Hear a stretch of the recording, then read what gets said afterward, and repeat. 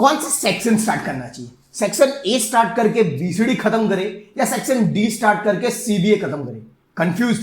सारे बच्चे इसी में कंफ्यूजन है कि कौन सा सेक्शन स्टार्ट करे और गिवन टाइम में पेपर को कंप्लीट करे।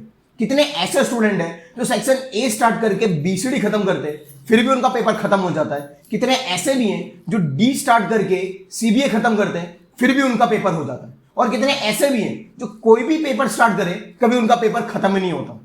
मैंने तो यही देखा है कि या तो स्टूडेंट ए से स्टार्ट करके बीसीडी खत्म करते हैं या डी स्टार्ट करके सीबीए खत्म करते हैं। मैंने ये नहीं देखा कि कोई नया स्टूडेंट है जो बोले ना ए करूंगा ना डी करूंगा, पहले मैं सी करूंगा फिर ए करूंगा फिर डी करूंगा फिर बी करूंगा। अगर कोई ऐसा है तो कमेंट बॉक्स में जरूर बताइएगा। आज के इस वीडियो में मैं आपको यही बताऊंगा कि आपको कौन सा सेक्शन आइडियली स्टार्ट करना चाहिए जिससे आपका पेपर गिवन टाइम में कंप्लीट हो जाए और रिवीजन करने का भी टाइम मिले। तो चलिए फिर इंतजार किस बात का है, फटाफट वीडियो को स्टार्ट करते हैं।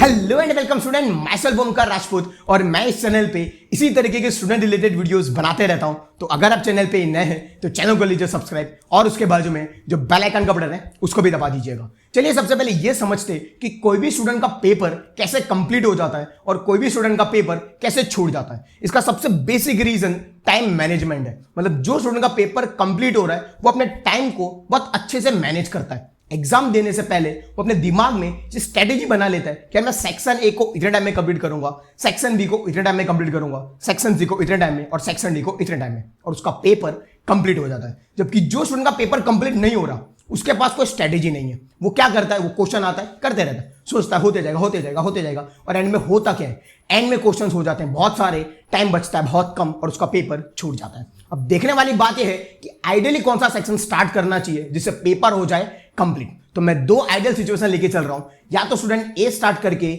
बीसीडी खत्म कर रहा है या डी स्टार्ट करके सीबीए खत्म कर रहा है। मैं बी और सी वाले सेक्शन नहीं ले रहा, ए या डी लेकर चलता हूं। तो मान लो कोई स्टूडेंट सेक्शन ए पहले स्टार्ट करता है, पहले सेक्शन ए स्टार्ट करता है, फिर स्टार्ट करता है सेक्शन बी, फिर स्टार्ट करता है सेक्शन सी, फिर स्टार्ट करता है सेक्शन डी। जबकि दूसरा स्टूडेंट सेक्शन डी स्टार्ट कर रहा है पहले, फिर सेक्शन सी स्टार्ट कर रहा है, फिर सेक्शन बी स्टार्ट कर रहा है और फिर सेक्शन ए स्टार्ट कर रहा है। अब देखना यह है कि दोनों पार्ट में हमारा पेपर कंप्लीट हो जाना चाहिए। तो आपको करना क्या है, जो स्टूडेंट सेक्शन ए से स्टार्ट करे उसको अपने टाइम को 3 पार्ट्स में डिवाइड कर लेना है। कितने पार्ट्स में?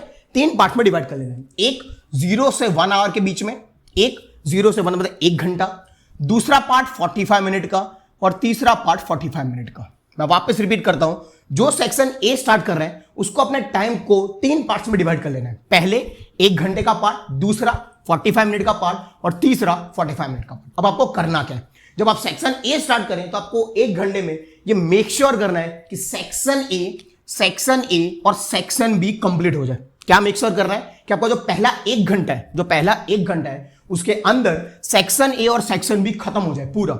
अगर खत्म हो गए दोनों, मतलब आप अब लीडिंग मोड पे हो, अब आप आपकी स्पीड को नॉर्मल रख सकते हो, लेकिन हो सकता है एडवर्स इफेक्ट भी हो, depending on the level of question हो सकता है कुछ और भी हो जाए। ऐसा हो सकता है कि सेक्शन ए तो खत्म हो जाए पर सेक्शन बी अर्धा ही हो। अगर अर्धा हो रहा है फिर आपके जो नेक्स्ट पार्ट है जो 45 मिनट है उसमें अपनी स्पीड को इंक्रीज कर देना है, बहुत ज्यादा इंक्रीज करना है, और कोशिश ये करना है कि वो जो 45 मिनट का सेकेंड पार्ट है उसके अंदर सेक्शन बी हाफ और सेक्शन सी पूरा, सेक्शन बी हाफ और सेक्शन सी पूरा इतना खत्म होना चाहिए ये 45 मिनट में। अब तीसरे पार्ट की ओर बढ़ते हैं। अब वापस हो सकता है ये कि सेक्शन सी तक ना हो पाए 45 मिनट में, आपके पास क्वेश्चंस बचे तो आपके पास नेक्स्ट 45 मिनट्स भी है।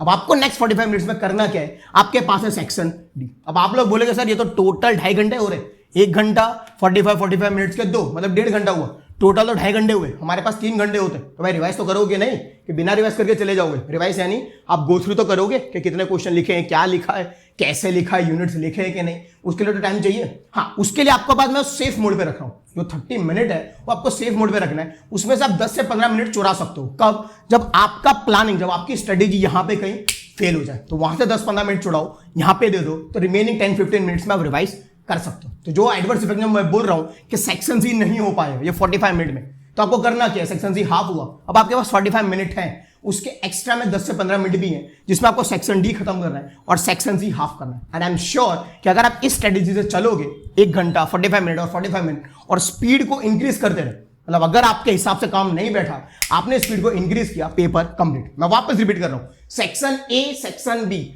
आपको 1 घंटे में कंप्लीट करना है। कर रहे हो तो बहुत अच्छा है, आप लीडिंग मोड में हो, अब आपकी स्पीड को आप नॉर्मल रख सकते हो। अगर खत्म नहीं हुआ, सेक्शन बी हाफ हुआ, अब अपनी स्पीड को बढ़ा दो, 45 मिनट में सेक्शन बी और सेक्शन सी खत्म करने की कोशिश करो। नहीं हुआ, मान लो सेक्शन सी आधा ही हुआ है, तो आपके पास 45 मिनट है और एक्स्ट्रा 10 मिनट वहां से चुरा लेना, रिवीजन मोड से एक्स्ट्रा 10 मिनट चुरा लेना, वो यहां दे देना और दोनों सेक्शन को खत्म कर देना। अब रिमेनिंग 10 से 15 मिनट्स में रिवाइज कर लेना और आपका पेपर डन, कोई चिंता वाली बात नहीं है। अब बात करते हैं सेक्शन डी की, तो आपको वापस आपके टाइम को 3 पार्ट में डिवाइड कर देना है, लेकिन इसमें कुछ अलग तरीके से। पहला पार्ट 45 मिनट का रहेगा, दूसरा पार्ट 1 आवर का रहेगा और तीसरा पार्ट 45 मिनट का। वापस मैंने 30 मिनट सेफ मोड पे रखा है, वो अगर ऐसे प्लान में नहीं हुए तो वहां से 10-15 मिनट चुराना है और यहां पे दे देना है। पहले 45 मिनट में करना क्या है, सेक्शन डी को आपको खत्म कर देना है।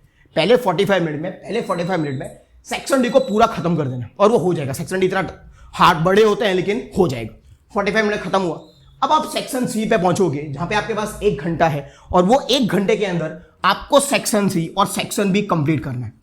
वो 1 घंटे के अंदर आपको सेक्शन सी और सेक्शन बी कंप्लीट करना है। अब ये है बड़ा, शायद हो जाए शायद ना हो। वापस अगर हो गया तो आप लीडिंग मोड में हो, अब आपको 45 मिनट में से सेक्शन ए करना है। नहीं हुआ तो ये प्रॉब्लम क्रिएट करेगा। अगर मान लो आपने सेक्शन सी पूरा कर दिया, सेक्शन बी हाफ हो पाया, अभी हाफ बाकी है, तो आपके पास 45 मिनट है जिसमें आपको सेक्शन बी आधा खत्म करना है, सेक्शन ए पूरा करना है, लेकिन आपके पास वापस 10 से 15 मिनट है, तो वहां से चुराओ 10 से 15 मिनट यहां पे दो, सेक्शन बी हाफ कंप्लीट करो, सेक्शन ए पूरा कंप्लीट करो। अब आपके पास बचे हैं सिर्फ 10 to 15 मिनट जिसमें आप रिवाइज कर लो। मैं वापस रिपीट करूंगा, वापस देखो, सेक्शन डी आपको 45 मिनट में खत्म करना है, नहीं हो रहा है स्पीड बढ़ाओ।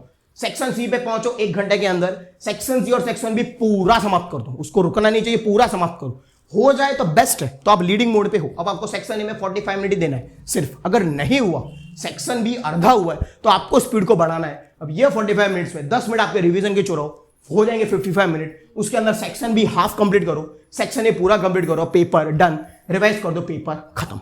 मैंने ये 2 आइडियल सिचुएशन लेकर आपको टाइमिंग बता दी, प्लानिंग के हिसाब से आप अपने पेपर को कंप्लीट कर सकते हो और रिवाइज भी कर सकते हो। बस आज के लिए इतना ही।